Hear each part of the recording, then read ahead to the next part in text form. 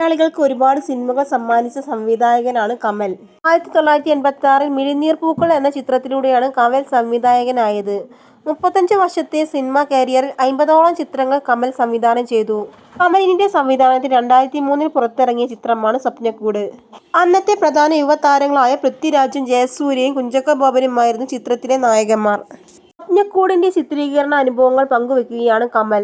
പോണ്ടിച്ചേരിയായിരുന്നു ചിത്രത്തിന്റെ പ്രധാന ലൊക്കേഷനെന്നും ഷൂട്ട് തുടങ്ങി കുറച്ചു ദിവസം കഴിഞ്ഞപ്പോൾ തന്റെ പിതാവ് മരണപ്പെട്ടത് കൊണ്ട് 1 മാസം ബ്രേക്ക് എടുക്കേണ്ടി വന്നെന്നും കമൽ പറഞ്ഞു. പിന്നീട് ബ്രേക്ക് കഴിഞ്ഞ് വന്നപ്പോൾ കുഞ്ചാക്കോ ബോബന് ചിക്കൻ പോക്സ് പിടിപെട്ടെന്നും 3 പേരുമായുള്ള കോമ്പിനേഷൻ സീനുകൾ എടുക്കാൻ പറ്റാത്തത് കൊണ്ട് വീണ്ടും ബ്രേക്ക് എടുത്തെന്നും കമൽ പറഞ്ഞു.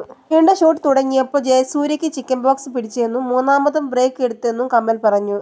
അതൊക്കെ കണ്ടപ്പോൾ അടുത്തത് തനിക്ക് ചിക്കൻ പോക്സ് പിടിക്കുമോ എന്ന് ആലോചിച്ച് പൃഥ്വിക്ക് ടെൻഷനായെന്നും ആ ടെൻഷൻ വെച്ചാണ് പൃഥ്വി ബാക്കി സീനുകളിൽ അഭിനയിച്ചതെന്നും കമൽ കൂട്ടിച്ചേർത്തു. കൗമുദി ടിവിക്ക് നൽകിയ അഭിമുഖത്തിലായിരുന്നു കമൽ ഇക്കാര്യം പറഞ്ഞത്. പോണ്ടിച്ചേരിയിലായിരുന്നു സ്വപ്നക്കൂടിന്റെ ഷൂട്ട് നടന്നത്.